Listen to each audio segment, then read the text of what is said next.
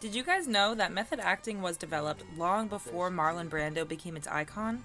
Welcome back to Theater History Thursdays! Today's topic is realism in theater. Realism was an art movement created in the late 1800s in Europe as a way to move away from romanticism and present more honest and gritty depictions of real life, instead of the idealized versions that had preceded it. Realism was prevalent in visual art, literature, and especially theater. Dialogue became more natural, sets, costumes, and lights emulated real surroundings, and sound originated solely from realistic sources. Playwrights began to view drama through a psychological perspective, focusing on hereditary and environment, and how these forces affect characters' lives.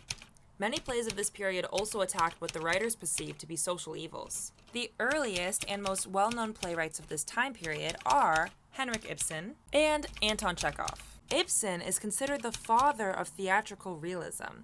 He broke away from the popular melodrama in his plays Ghosts, An Enemy of the People, and A Doll's House. Many countries actually banned A Doll's House after its opening in 1879 because of the realistic depiction of the status of women in marriage, which was seen as a holy act, and the empowerment/freedom given to the female protagonist in the end. What? Anton Chekhov is best known for his plays The Seagull, Uncle Vanya, The Three Sisters, and The Cherry Orchard.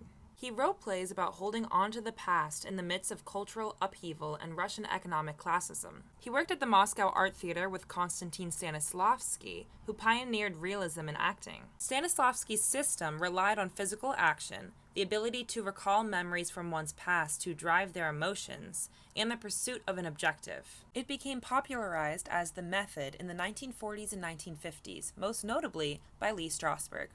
Actors who have studied this method include Marlon Brando, Anne Bancroft, Meryl Streep, and Daniel Day-Lewis.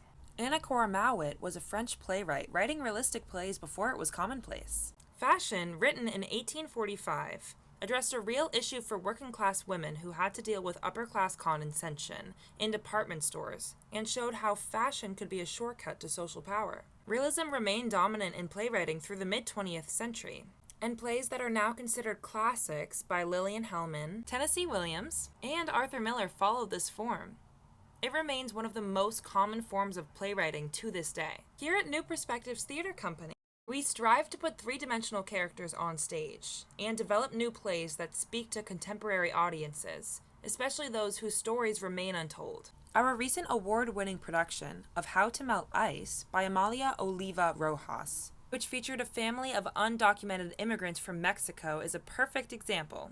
That's all for this week's Theater History Thursday. Stay tuned next week to learn more with New Perspectives Theater Company.